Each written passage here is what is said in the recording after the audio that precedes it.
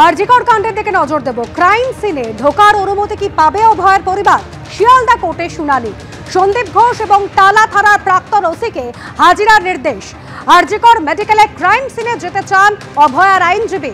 কোর্টে টালা থানার প্রাক্তন ওসি অভিজিৎ মণ্ডলকেও হাজিরার নির্দেশ। কোর্টে হাজির থাকতে বলা হলো সিবিআই, রাজ্য সরকারের আইনজীবীকে।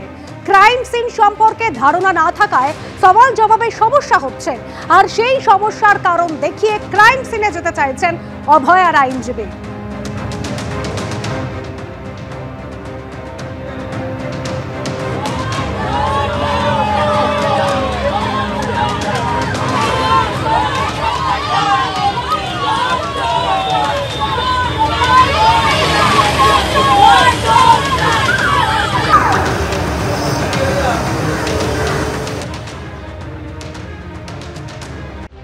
ভানুয়াতু নয়, ব্রিটেন অথবা নর্দার্ন আয়ারল্যান্ডে কি এখন বিনয় মিশ্রর ডেরা?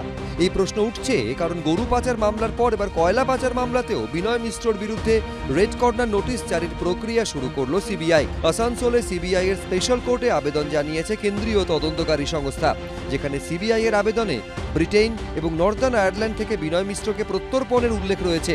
মধ্যেই সিবিআই সূত্রের খবর, আসানসোল সিবিআই স্পেশাল কোর্টের অনুমতি পাওয়া গেছে এবং তারপরেই মিনিস্ট্রি অফ এক্সটার্নাল অ্যাফেয়ার্স অর্থাৎ বিদেশ মন্ত্রককে সমস্ত ফাইল পাঠিয়ে দেওয়া হয়েছে।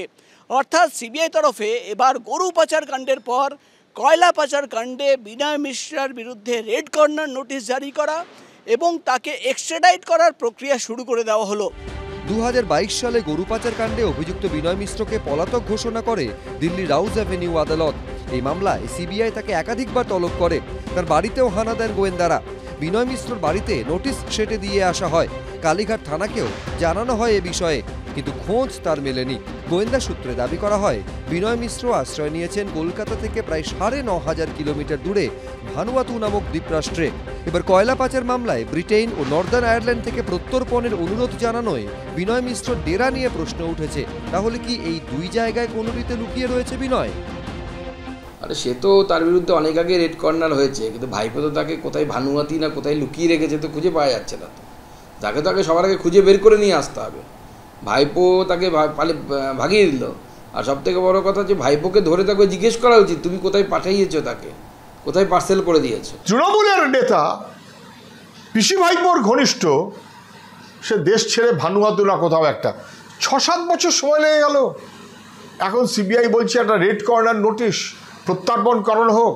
6-7 বছর ধরে করছেটা কি? দিল্লির তদন্তকারীদের প্রত্যক্ষ সাহচর্য, যে কারণে অভিষেক ঘনিষ্ঠ বিনয় মিশ্র ধরা পড়ে না। বিরোধীদের কটাক্ষে পাল্টা জবাব দিয়েছে তৃণমূল। তদন্তটা কে করছে, রাজ্যের পুলিশ না কেন্দ্রের তদন্তকারী সংস্থা? তাহলে কোন সরকারের জানা উচিত যে একজন ব্যক্তি যাকে সিবিআই ইডি যার র্যাডারে রয়েছে তিনি কোন দেশে রয়েছেন? এটা কি রাজ্যের কোন রাজনৈতিক দলের ব্যক্তির জানা উচিত নাকি সিবিআই ইডির জানা উচিত যাদের কেন্দ্রীয় সরকার চলছে? সিবিআই এর স্পেশাল কোর্টের অনুমতি নিয়ে প্রত্যর্পণের আর্জি বিদেশ মন্ত্রকে পাঠিয়েছে কেন্দ্রীয় তদন্তকারী সংস্থা। প্রকাশ সিনহা, বিজেন্দ্র সিংহ, আশাবুল হোসেন, এবিপি আনন্দ।